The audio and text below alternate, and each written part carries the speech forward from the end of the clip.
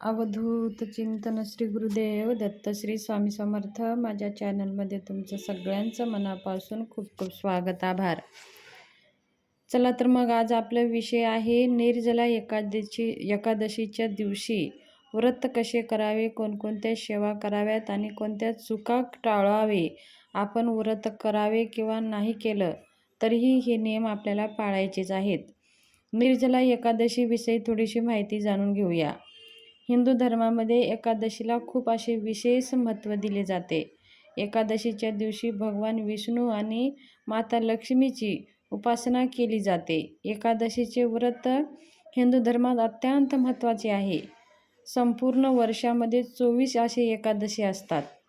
जेव्हा अधिक मास येतो तेव्हा 26 एकादशी होतात आणि ज्येष्ठ महिन्याच्या शुक्ल पक्षातील एकादशीला निर्जला एकादशी किंवा भीमसेनी एकादशी आपण म्हणतो. या व्रताचे महत्त्व इतर एकादशीपेक्षा जास्त असल्याचे सांगितले गेले आहेत. असे म्हटले जाते की एकादशी व्रत करण्याइतकी, म्हणजेच या एकादशी व्रत केल्याने तुम्हाला सर्व 24 एकादशी व्रताचे पुण्य प्राप्त होते. निर्जला एकादशी नावाप्रमाणेच ह्या व्रतादरम्यान सुद्धा पाण्याशिवाय राहतो माणूस. उपवास, अन्न आणि पाणी सेवन करण्याची मनाई आहे. कोणतं फराळसुद्धा खात नाही, फळंसुद्धा खात नाही ह्या एकादशीला. धार्मिक मान्यतेनुसार ह्या दिवशी व्रत केल्यामुळे तुमच्या जीवनातील सगळ्या समस्या दूर होतात, सगळ्या मनोकामना पूर्णसुद्धा होतात.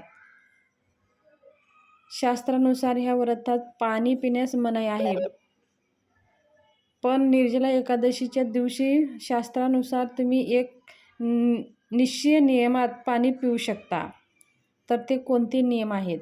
जरी असे मानले जाते की निर्जला एकादशीचे व्रत पूर्ण फायदे दुसऱ्या दिवशी उपवास सोडल्यानेच आपल्याला भेटतं, पण पाणी पिऊन झाल्यावरच दुसऱ्या दिवशी अन्न आणि पाणी पिऊन झाल्यावरच ते उपवास सोडलं जातं. परंतु जर तुम्ही ह्या व्रताचं आंघोळ करताना आणि पाणी पिताना, आंघोळ करताना पाणी पिऊन जर आंघोळ केला तर ह्या एकादशीचं उपवास मोडत नाही. आंघोळ करण्याच्या आधी पाणी प्यायचं, त्यानुसार आंघोळ झाल्यानंतर लगेचच पाणी प्यायचं, तर आपल्याला ह्या एकादशीचं व्रत मोडत नाही. आणि ह्या व्रताच्या सोबत तुमचं 24 एकादशीचं पुण्य आपल्याला भेटतं. आंघोळीला जाताना तेव्हा पाणी पिऊन जायचं आणि नंतर आल्यावर सुद्धा पाणी प्यायचं. म्हणजेच अशी पौराणिक कथा आहे की असं केल्याने आपलं व्रत मोडत नाही. तर भीमसेन आणि निर्जला एकादशीची आपण थोडीशी एक कथा ऐकूया. एकदा भीमाने पांडवांना व्यास महर्षींना विचारले की मला सांगा की महर्षी युधिष्ठिर, अर्जुन, नकुल, सहदेव आणि आई कुंती आणि द्रौपदी हे सर्व एकादशीचे व्रत करतात, पण माझ्या पोटात आग लागल्यामुळे मी ते व्रत करू शकत नाही. अशा काही उपाय आहे का जो मला सर्व 24 एकादशीचे फळ एकत्रितपणे देऊ शकेल? तर महर्षी व्यासनी माहीत होते की भीम अन्नाशिवाय राहू शकत नाही, आणि मग महर्षींनी भीमाला सांगितले की ज्या ज्येष्ठ शुक्ल पक्षाच्या निर्जला एकादशीला उपवास करावा. म्हणजे कारण ह्या व्रतात आंघोळी दरम्यान पाणी पिणे आणि आंघोळीनंतर पाणी पिणे पाप लागत नाही आणि हे व्रत करता येतो. त्याला सर्व 24 एकादशीचे फळ मिळते. मग निर्जला एकादशीची हे वर्षातील एकादशीपैकी सर्वात महत्त्वाचे व्रत मानले जाते. कारण ह्या एकादशीचे पालन केल्याने 24 एकादशीचे पुण्य प्राप्त होतं आणि हे व्रत विशेष भक्तिभावाने आणि विधीपूर्वक केल्याने अनेक फायदे आपल्याला भेटत असतात आणि पापापासून मुक्ती भेटते, दीर्घ आयुष्य आणि मोक्षप्राप्ती होते, समाधानी भेटतं आणि आपल्या सगळ्या मनोकामना पूर्ण होतात.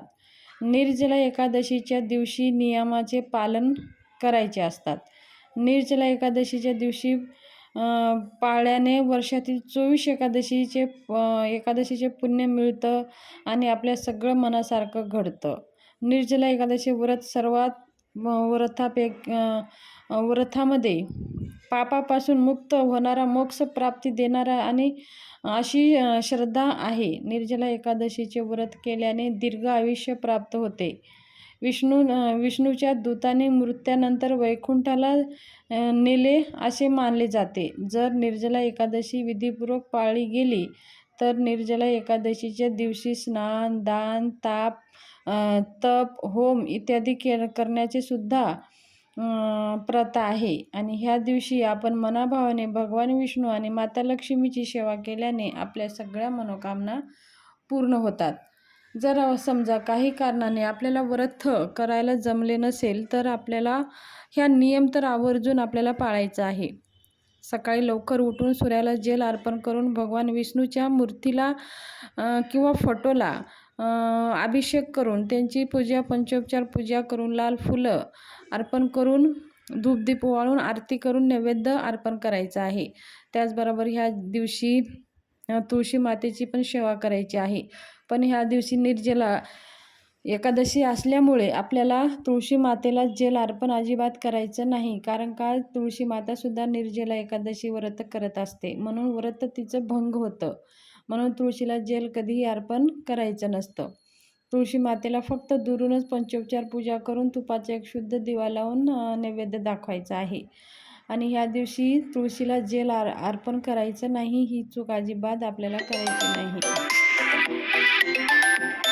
आपण निर्जला एकादशी उपास असे किंवा नसो, ह्या दिवशी आपल्याला भाताचं सेवन अजिबात करायचं नाही. कोणत्याही प्रकारचं भात असू द्या, तांदूळ असू द्या, खीर असू द्या, ह्या दिवशी भाताचं सेवन अजिबात आपल्याला करायचं नाही. ह्या चुका आवर्जून आपल्याला टाळायच्या आहेत. ह्या दिवशी एकादशीच्या दिवशी आपल्याला मद्यपान करायचं नाही, नॉनव्हेज वर्ज्य करायचं आहे.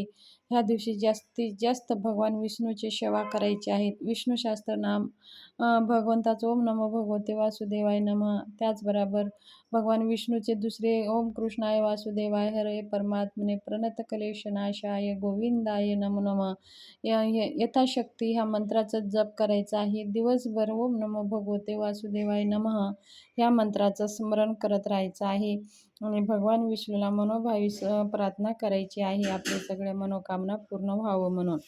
तर ही माहिती कशी वाटली? जर माहिती आवडली असेल तर माझ्या चॅनलला शेअर करा, सबस्क्राईब करा आणि लाईक जरूर करा. धन्यवाद. शुभ दिवस जाओ. निर्जला एकादशीच्या सगळ्यांना हार्दिक शुभेच्छा. वर्षातून एकदाच येते निर्जला एकादशी. सगळ्यांनी व्रत करावं आणि भगवान विष्णूला आपल्या मनातली मनोकामना पूर्ण सांगाव्यात. धन्यवाद. शुभ दिवस जाओ.